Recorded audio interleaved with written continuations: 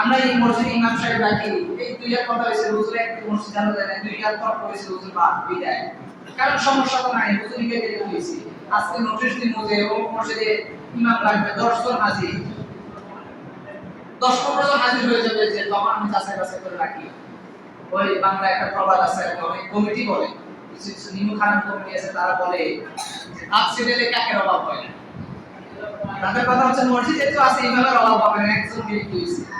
আমার প্রশ্ন হচ্ছে দেশে বাংলাদেশে প্রায় 68,000 গ্রাম, প্রতিটি গ্রামে যদি আপনি একটা করে মসজিদ ধরেন 68,000 মসজিদ, একটা করে মাদ্রাসা ধরলে 68,000 মসজিদ মাদ্রাসা, তাহলে প্রতিটি মসজিদ মাদ্রাসা যদি 2 জন করেও দেয় প্রায় বিশাল এক সংখ্যা লাগে।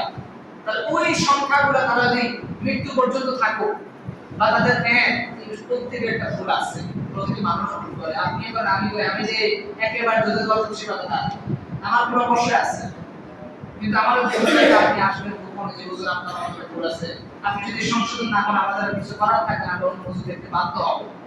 একটা কথা আছে বা একটা সিরিয়াল আছে, আপনি ঈদ গেল হঠাৎ বলছেন হুজুর আপনি অন্যদিকে দেখেন, আমরা হুজুর দেখতেছি কেন, আপনি তো আমাকে বিলে দিলে হুজুর রাখবেন বা তাকে বিলে দিলে হুজুর রাখবেন, অবশ্যই রাখবেন। একজন রাখতে কি সমস্যা, সুলকানি কিসের? আমাদের মূল কথা হচ্ছে আমাদের চিন্তা চেতনায় সমস্যা, তিনকে তাল মানে।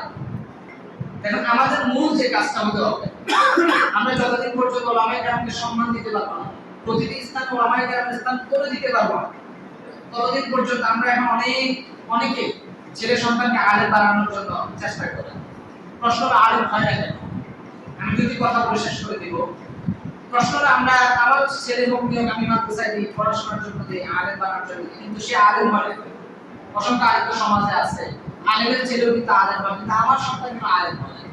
তার মূল কারণ হচ্ছে যে আমি ইমাম সাহেবের পিছনে রাখি, ইমাম সাহেব ছাড়ো দিচ্ছি, হ্যাঁ সাহেব কাজটা রয়েছে ওনার মধ্যে গিয়ে ভালো মতো বা একটু যে মেশিনটা, ওই মেশিনে খোঁজ করে যে কোন জায়গায় ভালো আছে, হুজুরকে ধমক দেয় যে আপনাকে বেতন দেই না, কেমন ধমক মারে যে আপনি বেতন দেওয়ার পরে কাজটা কেন, মুয়াজ্জিনের ভুল ধরে আজানের 2 মিনিট লেট কেন, খতিবের ভুল ধরে আপনি আসতে 2 মিনিট লেট করলেন কেন, বয়ান কেন কেন আজকে 30 থেকে 35 হয়ে গেল আমাদের টাইম, এরকম ভুল করার কারণে মাদ্রাসায় কি ভুল ধরে আমার সন্তানের গায়ে হাত কেন দেওয়া হবে?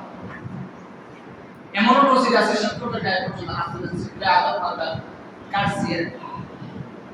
মানে এই সকল যদি আপনি করেন, আপনি আবার চিন্তা করেন যে আমার সন্তান আলেম হবে, আমার সন্তান বড় মাওলানা হবে, মুফতি হবে, অসম্ভব। ভালো ঘরে কোনোদিন খারাপ হয় না, খারাপের ঘরে কোনোদিন ভালো হয় না। আমি প্রথমে বলেছি নিয়ত, আমার নিয়ত ঠিক নেই, আমার নিয়তের মধ্যে কাটতে আছে। আমি প্রথমে অন্য আলেমদের সম্মান করব, তারপরে আমার নিজের ঘরে ওলামায়ে কেরাম পয়দা হবে।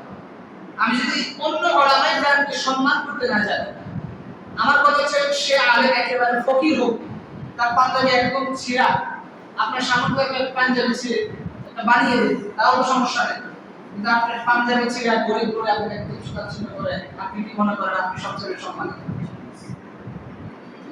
আপনি সবচেয়ে সম্মানী, আপনি মসজিদের সভাপতি, সেক্রেটারি, কেশিয়ার, আপনি সম্মানী না? না, কবরে যান। এখন তো আমাদের মসজিদের সভাপতিগুলো মনে হয় মসজিদের মালিক, এমনও তারপর দেখায়। আমি প্রত্যেকটি মসজিদের কমিটি অনুরোধ করব, প্রতিটি ইমামের ভুল আছে, আপনি দেখেন যদি তার এমন কোন ভুল ধরা খায় যে তাকে রাখার মতো সিস্টেম নেই, তাকে ইজ্জতের সহিত দিলে যদি আপনি করবেন, কারণ আমি পূর্বে তো আলোচনা করেছি, আপনি যদি একজনের দোষ গোপন রাখেন, তেমন মানে আল্লাহ আপনার দোষ গোপন রাখবেন। আপনি গোপন রাখবেন না, আপনি তো কয়জনের সামনে প্রকাশ করবেন? 10 জন, 50 জন, ধরুন 1 লক্ষ মানুষের সামনে ইমামের দোষটা প্রকাশ করলেন, তেমন মানে কি 1 লাখ, 10,000 হবে মানে না, 100 মানুষ হবে, কোটি কোটি মানুষ, তাদের সামনে আপনার দোষকে আল্লাহ তাআলা প্রকাশ করবেন, তখন আপনার কাছে কেমন লাগে?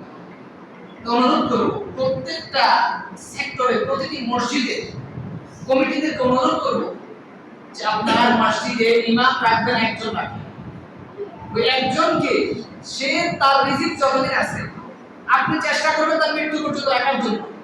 তো আল্লাহ যদি তার রিজিক এখানে শেষ করে অন্য জায়গায় রাখে, তাহলে সেটা আল্লাহর সাথে। আপনি চেষ্টা করবেন আমি একজন পেয়েছি, একজন মৃত্যু পর্যন্ত হবে, মৃত্যুর পরে আমরা এরকম চেষ্টা করব। এর আগে চেষ্টা আমাদের প্রয়োজন নেই, কি দরকার? ইউনিটের আরেকজন আসবে,